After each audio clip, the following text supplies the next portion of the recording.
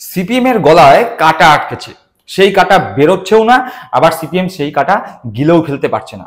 কে সেই কাটা, কিভাবে সেই কাটা গলায় বাঁধলো, আজকের পর্বে থাকবে তারই বিস্তারিত আলোচনা। আমি সায়ন্তন, আপনারা দেখছেন বঙ্গচক্ষু ইউটিউব চ্যানেল। যারা প্রথমবারের জন্য আমার এই চ্যানেলে আসবেন তাদের কাছে অনুরোধ, আপনারা চ্যানেলটি সাবস্ক্রাইব করে পাশে থাকা বেল বাটনটি প্রেস করে দেবেন, যাতে যখনই নতুন কোনো ভিডিও এই চ্যানেলে আসবে সরাসরি নোটিফিকেশন পৌঁছে যাবে আপনাদের কাছে। তাহলে চলুন সরাসরি প্রবেশ করা যাক আজকের পর্বে। যে কথা বলছিলাম, সিপিএম এর গলায় কাটা আটকেছে এবং কাটাটি বেশ প্রবলভাবেই আটকেছে। এবার কাটা যে আটকেছে সেই কাটা সিপিএম বেরও করতে পারছে না, আবার গিলেও ফেলতে পারছে না। দরকার ওষুধ। কি ওষুধ এই কাটার জ্বালা থেকে উপশম সিপিএম কে দেবে, সেই ওষুধ সিপিএম নিজেও জানে না। কিন্তু প্রশ্ন হচ্ছে, সিপিএম এর গলার কাটা এই মুহূর্তে কে? যারা রাজনৈতিকভাবে সচেতন বা রাজনীতির খবর রাখেন তারা খুব সহজেই অনুমান করতে পারবেন যে এই মুহূর্তে সিপিএম এর গলার কাটা যদি কেউ হয়ে থাকে, সে বিকাশ রঞ্জন ভট্টাচার্য। বিকাশ রঞ্জন ভট্টাচার্য কিছুদিন আগেই সিপিএম কে বেশ বিড়ম্বনায় ফেলেছেন। তিনি সরাসরি সিপিএম এর জোট সঙ্গী কংগ্রেসের সমালোচনা করেছেন এবং কংগ্রেসের রাজ্য সভাপতি অর্থাৎ পশ্চিমবঙ্গ প্রদেশ কংগ্রেসের রাজ্য সভাপতি শুভঙ্কর সরকারের সঙ্গে বাকযুদ্ধে অবতীর্ণ হয়েছিলেন। বিভিন্নভাবে তিনি কংগ্রেসকে সমালোচনা করেছিলেন এবং তিনি বলেছিলেন যে কংগ্রেসের মধ্যেও আরএসএস এর লোক নাকি রয়েছে। এবং শুভঙ্কর সরকার কংগ্রেসের সভাপতি এই মন্তব্যের বিরুদ্ধে তার প্রতিক্রিয়া জানাতেও পিছপা হয়নি। এই নিয়ে বেশ গরমাগরম বাকযুদ্ধ বিকাশ রঞ্জন ভট্টাচার্য এবং শুভঙ্কর সরকারের মধ্যে সারা রাজ্যবাসী দেখেছিল। এই বক্তব্যের পরিপ্রেক্ষিতে মোহাম্মদ সেলিমের কাছে সাংবাদিকরা গেলে মোহাম্মদ সেলিম এই বিষয়টি এড়িয়ে যান এবং প্রকারান্তরে বিকাশ রঞ্জন ভট্টাচার্যকে বার্তা দেওয়ার চেষ্টা করেন। কি সেই বার্তা? মোহাম্মদ সেলিম মোটামুটি একটি বার্তা দেওয়ার চেষ্টা করেন যে বিকাশ রঞ্জন ভট্টাচার্যের যে কংগ্রেস বিরোধিতা বা কংগ্রেসের সমালোচনা, তার মধ্যে সিপিএম জড়াতে চাইছে না, তারা কংগ্রেসের সঙ্গে জোটে থাকতেই বেশি আগ্রহী। তো এই ঘটনার পরে বিকাশ রঞ্জন ভট্টাচার্য সিপিএম এর মধ্যে একটু কোণঠাসা হয়েছিলেন। বরং আরো ভালো করে বললে বলা চলে, বিকাশ রঞ্জন ভট্টাচার্যের মতামত বা মন্তব্য কোথাও না কোথাও গিয়ে বঙ্গ বিজেপির নেতারা যেই ধরনের মন্তব্য বা কার্যকলাপ করছেন সেই একই পথে এগোচ্ছিল। ঠিক বঙ্গ বিজেপির নেতাদের মতোই বিকাশ রঞ্জন ভট্টাচার্য এসএসসির পুরো প্যানেল ক্যান্সেলের দাবিতে আদালতে মামলা লড়েছেন। সুপ্রিম কোর্টে যেই মামলা চলছে এসএসসির যে প্যানেল সেই নিয়ে, সেখানে বিকাশ রঞ্জন ভট্টাচার্য দাবি করেছেন এসএসসির পুরো প্যানেল বাতিল করবার জন্য এবং তিনি বলেছেন এতে যদি কিছু মেধাবী ছাত্রছাত্রীর ক্ষতি হয় সেটা তাদের মেনে নিতে হবে। চলুন একবার দেখি বিকাশ রঞ্জন ভট্টাচার্যের সেই বক্তব্য। আমরা তো চেয়েছি যে সমস্ত অ্যাপয়েন্টটাই ইলিগাল অ্যাপয়েন্টমেন্ট হলে সেখানে মেরিট ডিমেরিটে প্রশ্ন আসে না, তাহলে ফ্রেশ রিক্রুট করো। সেখানে জজেদের ধারণা ছিল ফ্রেশ রিক্রুট মানে আবার সবাইকে ডাকবে, সেটা ক্লারিফাই করলাম সবাইকে কেন, যারা তখন অ্যাপিয়ার করেছিল তাদেরই আবার চান্স দেওয়া হোক, তারা ফ্রেশ পরীক্ষা দিয়ে আসবে এবং তার জন্য যদি বয়সটা কোনো বাধা হয় সেটাকে কন্ডন করে দাও। সেগ্রিগেশন সম্ভব না, সমস্ত প্রসেসটাই ইলিগাল হয়েছে। যখন কোনো প্রসেস ইলিগাল হয় তখন সেখান থেকে ভালো মন্দ বাঁচা যায় না। এটা আমাদের দুর্ভাগ্য যে কিছু ভালো ছেলেমেয়ে হয়তো ক্ষতিগ্রস্ত হয়েছে। শুনলাম বিকাশ রঞ্জন ভট্টাচার্যের সেই বক্তব্য। বিকাশ রঞ্জন ভট্টাচার্যের এই বক্তব্যের বিরোধিতা সিপিএম এর ছাত্র সংগঠন অর্থাৎ এসএফআই প্রকাশ্যে করেছে। সিপিএম এর ছাত্র সংগঠন বিকাশ রঞ্জন ভট্টাচার্যের বিরোধিতা করতে গিয়ে বলেছেন যে বিকাশ রঞ্জন ভট্টাচার্য একজন নামী উকিল হতে পারে, কিন্তু বিকাশ রঞ্জন ভট্টাচার্যের যে মতামত বা বিকাশ রঞ্জন ভট্টাচার্য এসএসসি প্যানেল নিয়ে যে লড়াই করছেন, এসএসসি প্যানেল পুরোপুরি বাতিল করবার জন্য, এসএফআই সেই পথের পথিক নয়। এসএফআই কি বলছে? এসএফআই বলছে যে তারা চায় না পুরো প্যানেল বাতিল হোক, তারা চায় যোগ্য যারা তাদের চাকরি বহাল থাকুক। চলুন একবার এসএফআই এর প্রেস কনফারেন্সটি আমরা দেখে নিই। বিকাশবাবু একজন স্বনামধন্য অ্যাডভোকেট, আইনজীবী।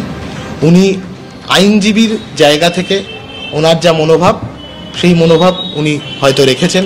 আমাদের এটাই মনোভাব যে যোগ্য অযোগ্য আলাদা করতে হবে। আমাদের পরিষ্কার স্ট্যান্ড, যোগ্য অযোগ্য আলাদা করতে হবে।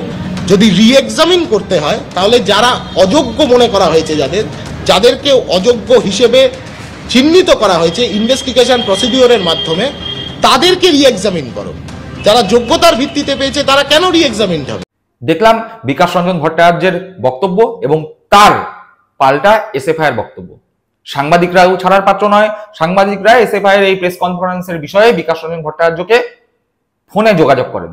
তখন বিকাশ রঞ্জন ভট্টাচার্য পাল্টা এসএফআই কে দেন, বলে এসএফআইরা প্রেস কনফারেন্স করে কি বলেছেন সেটা তাদের ব্যাপার, কিন্তু আমি যেই পথে হাঁটছি আমি সেই পথেই হাঁটবো। অর্থাৎ বিকাশ রঞ্জন ভট্টাচার্য নিজের জায়গা থেকে এক চুলো সরতে রাজি নয়। বেশ ভালো যুদ্ধ লেগেছে বিকাশ রঞ্জন ভট্টাচার্য এবং সিপিএম এর ছাত্র সংগঠন এসএফআই এর মধ্যে। চলুন বিকাশ রঞ্জন ভট্টাচার্যের সেই ফোনালাপ একটু শুনে নেওয়া যাক। এসএফআই সিদ্ধান্ত ওরা ওদের মতো করে করেছে। ওটা কলকাতা হাইকোর্ট প্যানেল বাতিল করে দিয়েছে। সে হাইকোর্টের রায়কেই অপরিত পক্ষ আপিল করেছেন, তার বিরুদ্ধে আমাকে হাইকোর্টের রায়ের পক্ষেই সওয়াল করতে হবে। দুর্নীতি যদি প্রাতিষ্ঠানিক দুর্নীতি হয় তাহলে সেখানে ভালো মন্দ বাছাই করা যায় না, এটাই তো আমার বক্তব্য ছিল। এসএফআই কি বলছে, এবিটিএ কি বলছে, এটা কোনো বিচার্য বিষয় নয়। আমি নৈতিকভাবে মনে করি দুর্নীতিমূলক প্রক্রিয়ার মধ্যে যা সৃষ্টি হয়েছে তা বাতিল হয়ে যাওয়া উচিত। শুনলাম বিকাশ রঞ্জন ভট্টাচার্য ফোনে সাংবাদিকদের কি জানিয়েছেন। এই পুরো বিষয়টির মধ্যে কুণাল ঘোষও ঢুকে পড়েছেন। কুণাল ঘোষকে সাংবাদিকরা এই বিষয়ে জানালে কুণাল ঘোষ জানান যে আমরা বরাবরই বলে এসেছি যে বিকাশ রঞ্জন ভট্টাচার্য এইভাবে চাকরি প্রার্থীদের একবার কেস করিয়ে একটা প্যানেল ক্যান্সেল করাচ্ছেন, তারপরে যারা যোগ্য তাদের দিয়ে কেস করিয়ে আবার একটা চাকরি পাওয়ার যে সম্ভাবনা সেটাকে বন্ধ করছেন। মোট কথা বিকাশ রঞ্জন ভট্টাচার্য চাকরি প্রার্থীদের নিয়ে রীতিমতো খেলা করছেন। এই বিষয়ে যদি এসএফআই এর বোধোদয় হয়ে থাকে তাহলে সেই বোধোদয়কে স্বাগত। চলুন কুণাল ঘোষের সেই বক্তব্য একবার শুনি। কুণালদা, আজকে এসএফআই প্রেস কনফারেন্স করে জানাচ্ছে যে তারা বিকাশ ভট্টাচার্যের গতকালে সুপ্রিম কোর্টে যে সওয়াল তার বিরুদ্ধে তারা রাস্তায় নাম। দেখুন, এটা তাদের সমস্ত নিজেদের বিষয়। এটা তার বিরুদ্ধে মানে তাদের কি বক্তব্য,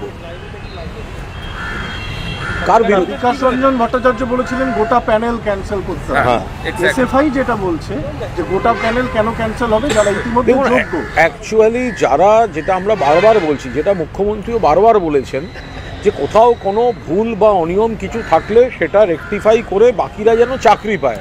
ইতিমধ্যেই বহু ক্ষেত্রে সেই বিষয়গুলো শুরু হয়ে গেছে।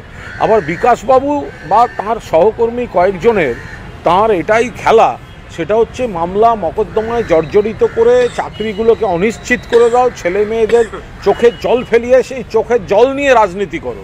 ফলে মানুষ এটা বুঝতে পারছেন, সিপিএমকে রিজেক্ট করছেন। আজকে যদি এসএফআইও সেটা বুঝতে পারে, তাদের বুঝতে হবে সেটা যে কখনো এসএলএসটি তারা হাতে রেকমেন্ডেশন লেটার পেয়ে গেছে, স্কুল বরাদ্দ হয়ে গেছে, এবং তাদেরকে অকারণে একজন ব্যর্থ ক্যান্ডিডেটের হয়ে মামলা করে কেউ কোর্টে আটকে দেবে, এই খেলাগুলো চলবে। কোথাও কোনো অনিয়ম, আরে বাম জমানায় তো চিরকুটে হতো, কম্পিউটারের বালাই ছিল না, হোল টাইমারের বাড়ি বাড়ি একটা করে সরকারি চাকরি, শিক্ষক শিক্ষিকার চাকরি।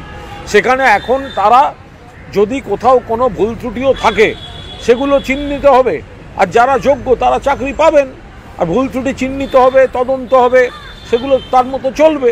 তো সেখানে বিকাশবাবুদের উদ্দেশ্য, সিপিএমের উদ্দেশ্য হচ্ছে গোটা প্যানেল বাতিল করো, বন্ধ করে দাও, চাকরি আটকে দাও, এই দিয়ে তারা রাজনীতি করতে চান। এখন এসএফআইয়ের ছেলে কিছু যদি বুঝতে পেরে থাকে তারা যে এই করে ছেলেদের সর্বনাশ করা হচ্ছে, তা তারা বলবে প্রতিবাদ। শুনলাম এসএফআই কুণাল ঘোষ, বিকাশ রঞ্জন ভট্টাচার্যের বক্তব্য। দর্শক বন্ধুরা, আপনারা তো স্বাধীন চিন্তার মালিক, আপনাদের প্রত্যেকের নিজস্ব চিন্তা করার ক্ষমতা রয়েছে, নিজস্ব বোধবুদ্ধি রয়েছে। আপনারা একবার বলুন, বিকাশ রঞ্জন ভট্টাচার্য দীর্ঘদিন ধরে রাজ্য সরকার যতবার শিক্ষক নিয়োগের চেষ্টা করেছে, যতবার গ্রুপ ডি, গ্রুপ সি বা বিভিন্ন ভাবে রাজ্যে বেকার সমস্যা সমাধান করবার জন্য রিক্রুটমেন্ট করবার চেষ্টা করেছে বিকাশ রঞ্জন ভট্টাচার্য, ততবার কোনো না কোনো বাহানায় কেস করে সেই রিক্রুটমেন্ট পদ্ধতি বা চাকরি দেওয়ার যে পদ্ধতি রাজ্য সরকার অবলম্বন করেছে সেই পদ্ধতি বা সেই প্রচেষ্টাকে আটকে দিয়েছে। এইভাবে আটকে দিয়ে রীতিমতো নিজের পকেট ভরা ছাড়া বা বেকারদের আরো বেশি করে বেকারত্বের জ্বালায় নিমজ্জিত করা ছাড়া বিকাশ রঞ্জন ভট্টাচার্য কি আর কোনো কাজ করেছে? এসএফআই যদি আজকে বিকাশ রঞ্জন ভট্টাচার্যের বিরোধিতা করে থাকে, তাহলে আপনাদের কি মনে হয় এসএফআই এর কি বিলম্বিত বোধোদয় হলো? তাদের কি সরাসরি বিকাশ রঞ্জন ভট্টাচার্যের বিরোধিতা করা উচিত? প্রশ্ন আর একটিও উঠছে, বিকাশ রঞ্জন ভট্টাচার্য ক্রমশই সিপিএম এ কোণঠাসা হচ্ছে। কিছুদিন আগে কংগ্রেস নেতার সঙ্গে বা কংগ্রেস সভাপতির সঙ্গে তার যে বাকযুদ্ধ, তারপরে দেখা গেল নিজের দলেই সিপিএম এর ছাত্র সংগঠন এসএফআই এর সঙ্গে তার মত পার্থক্য। কোনো না কোনোভাবে বিকাশ রঞ্জন ভট্টাচার্য কি সিপিএম এ কোণঠাসা হতে চলেছেন? যদি সিপিএম এ কোণঠাসা হন, তাহলে তার ভবিষ্যৎ গন্তব্য কি? এই মুহূর্তে বিজেপি ছাড়া বিকাশ রঞ্জন ভট্টাচার্যের মতে এবং পথে সায় মেলানোর মতো অন্য কোনো দল কি পশ্চিমবঙ্গে রয়েছে? প্রশ্ন রইল সরাসরি আপনাদের কাছে। আপনাদের মূল্যবান মন্তব্য কমেন্ট বক্সে কমেন্ট করে জানাবেন। ভালো থাকবেন, সুস্থ থাকবেন। জয় হিন্দ, বন্দে মাতরম।